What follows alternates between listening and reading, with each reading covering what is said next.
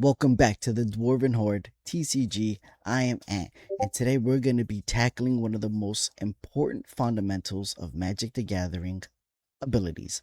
If you ever looked at a card and wondered, is this an activated ability, a triggered ability, or a tap ability? Don't worry, you're not alone, and I got you covered. By the end of this video, you'll be able to identify the three and understand exactly how they work in the game of Magic the Gathering. Let's dive in. What are abilities? Abilities are special effects printed on cards that do something during the game. Most of the time, new players get confused because they aren't sure when an ability happens or what causes an ability to happen. Fortunately, magic abilities generally fall under three easy categories: activated abilities, tap abilities, triggered abilities. Let us get started with activated abilities. Activated abilities are abilities that the player chooses to use. Think of them as pressing a button. When you decide when you want the effect to happen, and then you pay the cost. The easiest way to recognize an activated ability is the format: cost colon effect. Notice the colon on the card's description. Whenever you see a colon separating the cost from an effect, you're usually looking at an activated ability. For example, pay 1 mana, colon, draw a card. You pay the cost on the left-hand side of the colon, then you get the effect on the right-hand side. Another example may be pay 2 mana, colon, this creature gets +1/+1 until end of turn. Again, you choose when to activate this ability. Nobody forces you. Tap abilities are actually a special type of activated ability. They still follow the same formula: cost colon effect, but the cost includes tapping the permanent. You see the tap symbol right before the colon. For example, tap colon add 1 mana of any color, like you would see with Birds of Paradise. This is a classic ability found on many mana producing creatures.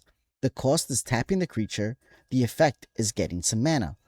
A common mistake newer players use or think is that every ability involves tapping, and that's just not true.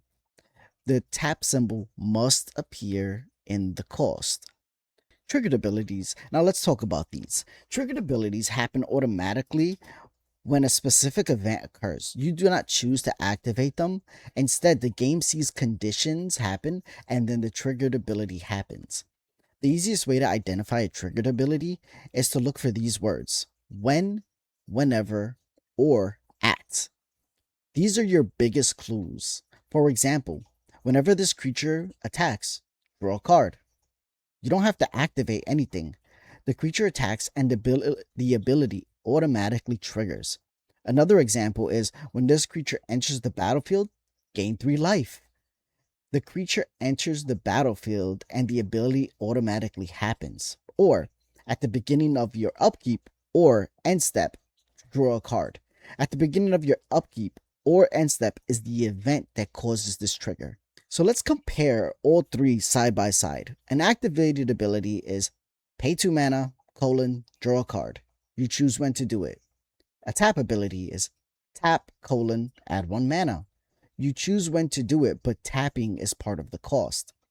Triggered abilities. Whenever this creature attacks, draw a card. You don't choose whether it triggers or not. The game automatically resolves it when the condition is met. An easy memory trick is activated abilities ask, what am I paying for? Triggered abilities ask, what just happened?